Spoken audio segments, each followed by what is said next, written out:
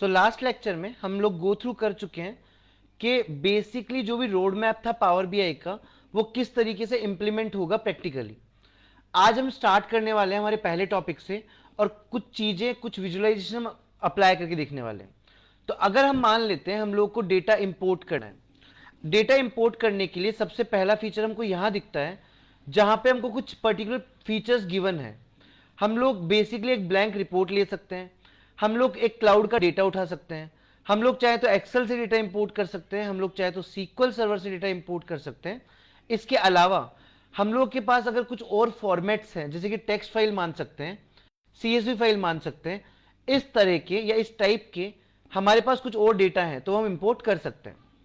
एक बार के लिए मैं गेट डेटा पे क्लिक करता हूं। नाउ गेट डेटा पे क्लिक करने के बाद हमारे सामने एक पॉपअप आएगा। वो पॉपअप हमें प्रेजेंट करता है मल्टीपल फीचर्स। जैसे पहले ऑल फीचर्स आप यहां देख लीजिए, इनको सेग्रीगेट किया गया है कुछ कैटेगरीज में। पहला फाइल, फाइल फीचर्स या फाइल फॉर्मेट के हिसाब से ये सपोर्ट करता है Excel sheets, CSV files, XML files, JSON files, folders, PDFs, PPTs and parquet files. उसके बाद अगला फाइल फॉर्मेट आता है डेटाबेस। डेटाबेस में किसी भी तरह का डेटाबेस फॉर्मेट आपके पास हो, ये ऑलमोस्ट सारे टाइप ऑफ डेटाबेस सपोर्ट करता है। उसके बाद इनका खुद का एक प्लेटफॉर्म है जिसका नाम है माइक्रोसॉफ्ट फैब्रिक। ये वहां से भी डेटा इंपोर्ट करवा सकता है। उसके अलावा कुछ पावर प्लेटफॉर्म्स होते हैं जो अलग से कुछ पावर प्लेटफॉर्म बनाए गए माइक्रोसॉफ्ट के, ये वहां से भी डेटा को इंपोर्ट कर सकता है। एज्योर, जो कि आप नाम से समझ सकते हैं कि एज्योर या एडब्ल्यूएस, बेसिकली एडब्ल्यूएस हो गया, एज्योर हो गया, गूगल क्लाउड हो गया, ये कुछ क्लाउड सर्विसेज है। ये उन क्लाउड के डेटाबेसेस या उन क्लाउड सर्विसेज से भी डेटा को फेच कर सकता है। उसके अलावा यहां पे कुछ ऑनलाइन सर्विसेज भी है जैसे डायनेमिक 365 हो गया, डेवऑप्स सर्विसेज हो गया, सेल्स फोर्स हो गया, एडोब सर्विसेज हो गया, गिटहब हो गया। ये वहां से भी डेटा को इंपोर्ट एंड एक्सपोर्ट करवा सकता है। एंड ऐसे ही कुछ फीचर्स हमको अदर में भी गिवन है। सो बेसिकली हम वापस आते हैं ऑल पे और हमारी अवेलेबिलिटी के हिसाब से, हमारी चीजों के हिसाब से हम एक फाइल फॉर्मेट चूज कर लेते हैं। जैसे कि मैं चूज कर लेता हूं यहां पे जाके टेक्स्ट और सीएसवी, मैं कनेक्ट पे क्लिक करता हूं एंड जो भी फाइल फॉर्मेट मेरे पास है मैं उस फाइल फॉर्मेट के हिसाब से चीजें सेलेक्ट कर लेता हूं। यहां पे मेरे पास एक डेटा पड़ा है that is daily sales data of last 2 years and एक और डेटा है that is date data set from 24 to 25। मैं ये वाला डेटा ले लेता हूं और इसको ओपन कर लेता हूं। नाउ यहां मेरे पास इस डेटा सेट में काफी सारा डेटा है, तो ये डेटा लोड हो गया मेरा। लोड होने के बाद जब मैं इस डेटा को देखूं तो डेटा मेरे को काफी चीज समझाता है कि पहली बात तो ये जो डेटा है वो किस फॉर्मेट से आया, मेरे पास विंडोज फॉर्मेट से आया, फाइल का ओरिजिन। दूसरा ये जो फाइल है ये कैसी है, कॉमा सेपरेटेड, ठीक है। नाउ ये जो डेटा मेरे को दिखा रहा है, ये जो चीजें मेरे को बता रहा है किसके बिहाफ पे, based on first 200 entire data set या डू नॉट डिटेक्ट। मैं बोल रहा हूं based on entire data set, perfect.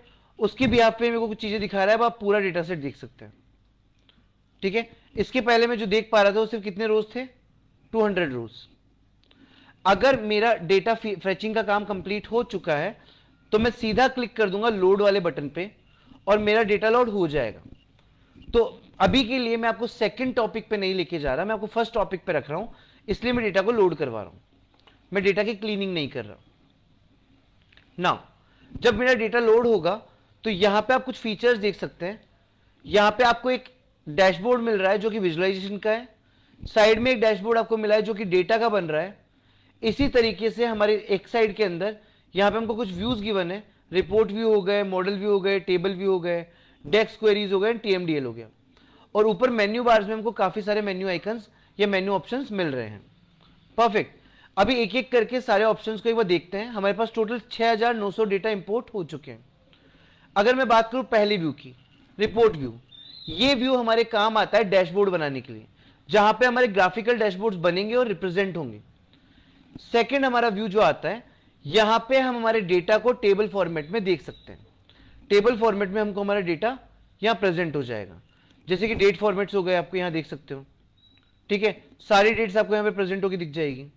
उसके अलावा आपको फिल्टर का ऑप्शन भी यहां पे मिलता है।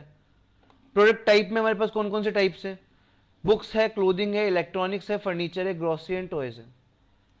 उसके बाद सेल्स अमाउंट का आपको यहाँ पे ऑप्शन मिल रहा है। तो ये जो फीचर आपको यहाँ मिल रहा है ये बेसिकली किस फॉर्मेट में, टेबल फॉर्मेट में। नाउ अगर आप चाहें तो यहाँ पे ऊपर जाने पे आपको न्यू कॉलम का ऑप्शन मिलेगा, आप यहाँ पे वापस से इस CSV फाइल या एक्सेल शीट में एक नया कॉलम ऐड कर सकते हैं पावर BI के थ्रू। थर्ड ऑप्शन जो मेरे को मिलता है वो ऑप्शन मेरा कहलाता है मॉडल व्यू।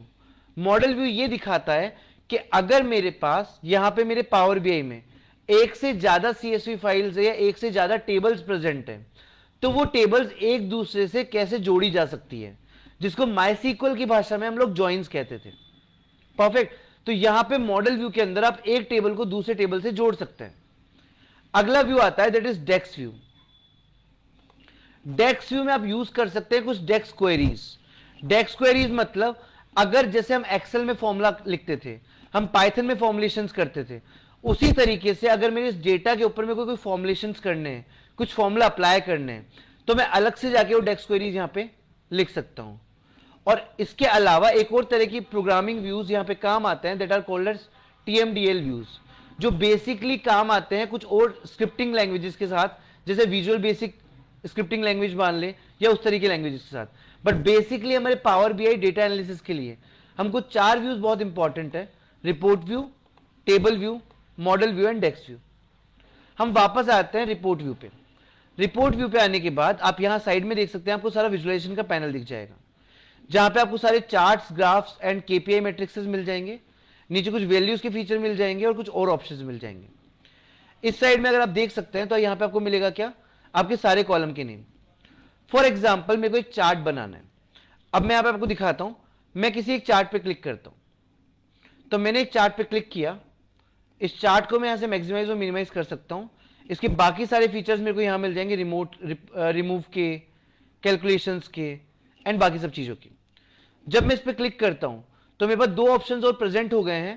पहला ऑप्शन मेरा फिल्टर का है। अगर आगे जाके मेरे को इस पर्टिकुलर चार्ट के ऊपर फिल्टर अप्लाई करना है, मतलब मान लीजिए मैं प्रोडक्ट टाइप ही ले लेता हूं, प्रोडक्ट टाइप ले लिया मैंने, और दूसरा मैं लेता हूं सेल्स अमाउंट। तो यहां मुझे पता चल रहा है कि किस प्रोडक्ट की सेल्स कितनी है। यहां मैं क्लियरली देख सकता हूं कि टॉयज की सेल्स सबसे ज्यादा है। अगर मुझे क्या करना है, यहां कुछ फिल्टर अप्लाई करना है, तो मैं क्या कर सकता हूं, मैंने सिर्फ बुक सेलेक्ट कर लिया तो फिल्टर अप्लाइड है बुक्स पे, और अब मुझे पूरा डेटा नहीं दिखेगा, सिर्फ बुक्स का डेटा दिखेगा। अगर मैं बोलता हूं मेरे को बुक्स एंड क्लोथिंग देखनी है तो मैं 2 सेलेक्ट कर सकता हूं। अगर मैं सेलेक्ट ऑल पे क्लिक करता हूं तो मेरे को सारा डेटा दिख जाएगा। इस तरीके से कुछ फिल्टर के ऑप्शंस भी मेरे को यहां पे मिल जाते हैं। परफेक्ट। मैं चाहूं तो किसी फिल्टर को यहां से लॉक भी कर सकता हूं कि वो फिल्टर हटे ना आगे फ्यूचर में जाके। नाउ इस तरीके से मैंने डेटा डाल दिया यहां पे। ना एक चीज और आप यहां पे पावर BI में समझिए कि अगर मैं क्या करता हूं, किसी और चार्ट पे क्लिक करता हूं तो आप देखना सेम ही प्लेस पे वो चार्ट रिप्लेस हो जाता है। मान लीजिए इस चार्ट में मैंने 2 चीज लगा दी और मैंने चार्ट बना लिया। अब मैंने क्लिक किया किसी और चार्ट पे तो उसी चार्ट जो पहले चार्ट बनाया था उसी डेटा के साथ एक नया चार्ट बन जाएगा। मैं अब चाहता हूं कि मेरे इस डैशबोर्ड में 2 चार्ट्स हों। पहला चार्ट ये हो गया तो मैं यहां पे ऐड करूंगा न्यू विजुअल। इससे मेरा दूसरा चार्ट आएगा जिसको ड्रैग एंड ड्रॉप करके मैं यहां पे इसको मैनेज कर सकता हूं। मैनेज करने के बाद यहां पे इस पर्टिकुलर प्लेस पे मैं चाहूं तो मेरा दूसरा चार्ट ड्रैग एंड ड्रॉप कर सकता हूं इस तरीके से, या फिर मैं क्लिक कर सकता हूं, मेरा चार्ट मेरे को यहां प्रेजेंट हो जाएगा। सेम मैंने यहां पे मेरा दूसरा चार्ट बना लिया। मेरे को 2 ही चार्ट चाहिए थे तो मैं क्या करूंगा, इस तरीके से पहले चार्ट को मैं यहां पे ले लेता हूं,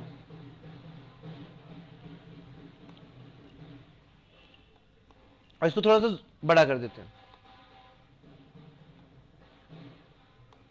और दूसरे चार्ट को भी हमें थोड़ा स्ट्रेच कर देते हैं। ये 2 चार्ट्स मेरे बन गए। अब मैं चाहता हूं, क्योंकि पावर BI क्या है, एक अच्छा डैशबोर्ड डिजाइनिंग का टूल है जो इंटरेक्टिव डैशबोर्ड्स बनाता है, बहुत अच्छे पावरफुल। तो यहां पे आपको एक नया फीचर और गिवन है, किसका, फॉर्मेट योर विजुअल्स।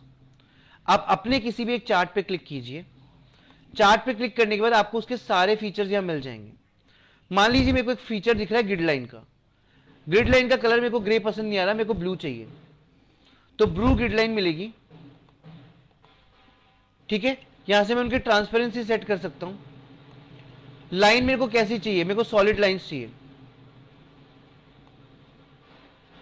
तो मैं उन लाइंस को सॉलिड कर सकता हूं इस तरीके से। लाइंस की विड्थ मेरे को बढ़ानी है, मैं वो बढ़ा सकता हूं। परफेक्ट। इसके अलावा इनमें कुछ फंक्शंस आगे सिखाएंगे कि फंक्शंस कैसे अप्लाई होते हैं। नाउ अगर मेरे को व्यू नहीं चाहिए, मेरे को बाय डिफॉल्ट व्यू चाहिए, तो मैं रिसेट कर लूंगा। मैं ऐसे इसको बंद करता हूं, ग्रिड लाइंस को। एंड ग्रिड लाइंस को बंद करने के बाद मेरे पास कुछ और ऑप्शन है यहाँ पे, data label, series, plot background, X axis, Y axis. मैं एक्स एक्सिस पे जाता हूँ, यहाँ फॉन्ट साइज बढ़ाने की कोशिश करता हूँ। परफेक्ट। बोल्ड कर देता हूँ। आप देख सकते हो जितने भी नाम नीचे आपको दिख रहे हैं, टॉयज, फर्नीचर, ग्रोसरी, वो सब यहाँ पे चेंज हो चुके हैं। मैं उनकी फॉन्ट फैमिली चेंज कर सकता हूँ। उसके बाद मैं यहाँ पे इनका कलर भी चेंज कर सकता हूँ और मेरी थीम में मैच कर सकता हूँ। मैं इनकी हाइट वगैरह भी चेंज कर सकता हूँ। परफेक्ट। इस तरीके से टाइटल, लेआउट, हम हर एक चीज को फॉर्मेट कर सकते हैं।